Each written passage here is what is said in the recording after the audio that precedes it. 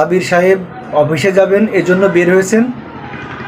সঙ্গে সঙ্গে night guard এসে বলল, কর্তা যাবেন না কর্তা, আজ রাতে আমি স্বপ্নে দেখেছি আপনার গাড়ি বড় আকারে অ্যাক্সিডেন্ট করেছে, আপনি আজকে যাবেন না। কর্তা তার কথা শুনলেন এবং সেদিন অফিসে গেলেন না।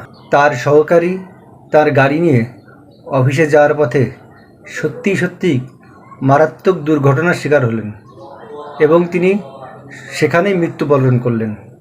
কর্তা এসে নাইট গার্ডকে 3 মাসের বেতন হাতে ধরিয়ে বললেন, যাও বাবা, তোমার আর চাকরি করা লাগবি নে, তুমি এখন মুক্ত।